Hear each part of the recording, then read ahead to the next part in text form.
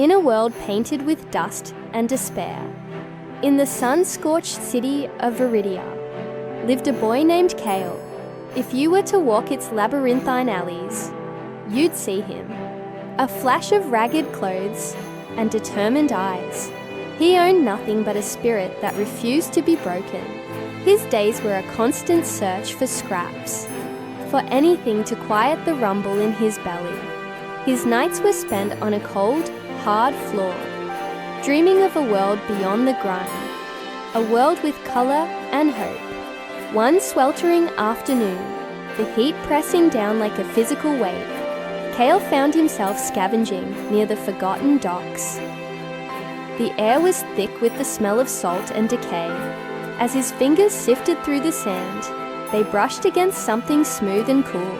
Curious, he dug it out. It was a bottle, but not like any he'd ever seen. It wasn't glass, but a swirling obsidian-like stone, sealed with a stopper of tarnished silver.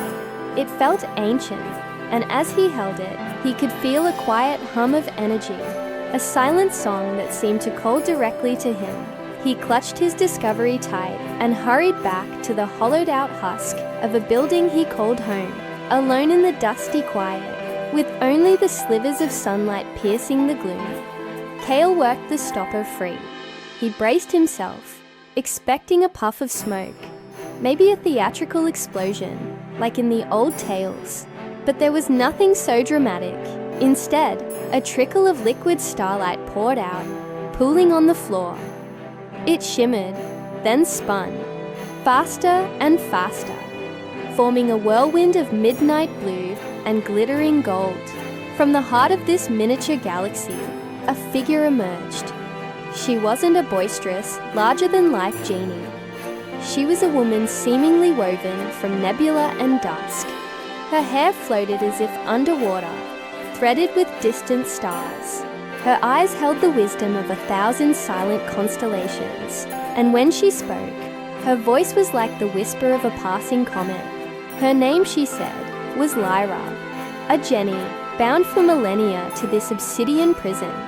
She offered him the standard pact, the currency of fate. 3 wishes, no tricks, no fine print, just 3 chances to rewrite his world. Kyle, whose stomach had been a hollow, aching void for 2 whole days, didn't hesitate to think of palaces or mountains of gold.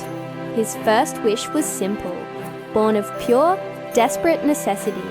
"I wish," he whispered, his voice hoarse from thirst, "for a feast that never ends." Instantly the world shifted. The dusty floor before him transformed. A grand oak table, dark and sturdy, appeared from nowhere. It was laden with steaming breads that warmed the air, roasted meats that made his mouth water, glistening fruits of every colour, and goblets that magically filled themselves with cool, clear water. It was more food than he had ever seen in his entire life. With tears in his eyes, Kale ate until the ache in his stomach was replaced by a gentle warmth. For the first time, he felt the dizzying power of a single spoken desire. But a magical feast in a derelict hovel does not go unnoticed. The impossible aroma of baking bread and roasting spices drifted through the alleys of Viridia, a beacon of hope and mystery. It tantalized the hungry and intrigued the curious. But most dangerously, it drew the attention of the city's most powerful merchant, a cruel and greedy man named Mordecai. His wealth was built on the poverty of others, and his spies were everywhere, sniffing out any opportunity, any weakness. Weeks turned into a month. The feast never faltered, and for the first time, Kale knew security. But more importantly, he found companionship. He and Lyra would talk for hours as the sun set. He told her about his simple dreams of seeing a green field, of feeling rain on his skin. In turn, she spoke of her cosmic prison, of watching galaxies be born and die from within her stone bottle. He no longer saw her as a tool, a magical dispenser of wishes. He saw her as his only friend. So for his second wish, he thought not of himself, but of them. He looked around at the crumbling walls, the holes in the roof.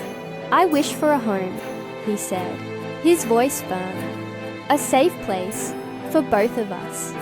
The magic that followed was different. It was gentle, not explosive. The broken walls mended themselves, weaving together with strands of silver light. A sturdy roof of dark wood materialized overhead, and a warm hearth flickered to life in the corner, chasing away the perpetual chill. The hovel became a cottage, small and humble, but filled with a light and warmth that had nothing to do with magic, and everything to do with a sense of belonging. This transformation was the final proof Mordecai needed. He couldn't stand the thought of someone, a mere street urchin, possessing something he couldn't control. One night, the newly formed door was smashed open. Mordecai's guards flooded the small space, their brutish forms casting long, menacing shadows in the firelight. They seized Cale, pinning his arms behind his back. Others cornered the shimmering form of Lyra, their dark enchantments causing her starlit body to flicker and dim. Mordecai strode in, his expensive robes sweeping dust from the floor. His eyes, cold and calculating, were fixed on the obsidian bottle, still clutched in Cale's hand. "The source of your fortune, boy," he sneered, his voice dripping with avarice. "Give it to me, and I might let you live." Cale's heart pounded against his ribs. One wish left, one final key to unlock any desire. The possibilities screamed in his mind. He could wish for Mordecai to simply vanish. He could wish for impenetrable armor, for an army to fight for him, for all the gold in the world to be his. He could become a king. Mordecai's guards lunged. He saw Lyra's form waver, her power constrained by their crude magic. He saw the pained look in her ancient eyes, the eyes of a prisoner, a friend, and in that singular, terrifying moment, Kyle understood. True wealth wasn't gold or food. True power wasn't control over others. He ignored the guards, the greed, the fear that coiled in his gut. He looked not at Mordecai, but directly at Lyra, his only friend in the world. He raised the bottle high, and his voice, no longer a whisper, rang with absolute certainty. "For my final wish," he declared, "I wish you were free." The world went silent for a heartbeat.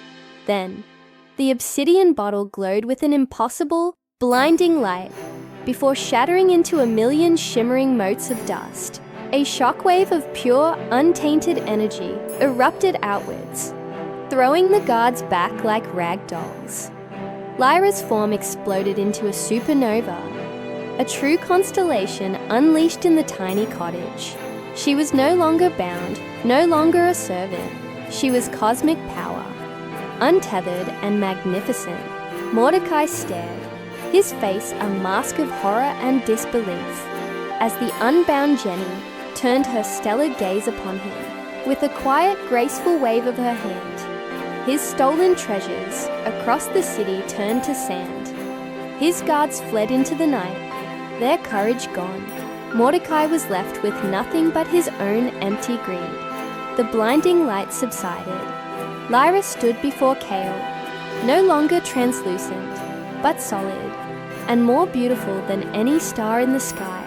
As her power settled, the magic of the endless feast and the sturdy cottage faded, returning the space to a humble, broken hovel. But it didn't matter. "You wasted your wish," she said softly, but her voice was different now, filled with a warmth he'd never heard before. Cale looked at her and smiled, a true, genuine smile that reached his eyes. "No," he said, "I didn't." He had no riches, no magic feast, and no grand home. But as he and the free Gennie of the stars sat together, watching the first rays of sun rise over the dusty city of Viridia, Cale knew he was the wealthiest boy in the world. He had a friend, and that was a magic no bottle could ever contain. Thank you so much for watching. If you enjoyed this story, don't forget to like, subscribe, and hit that notification bell so you don't miss our next adventure. See you next time.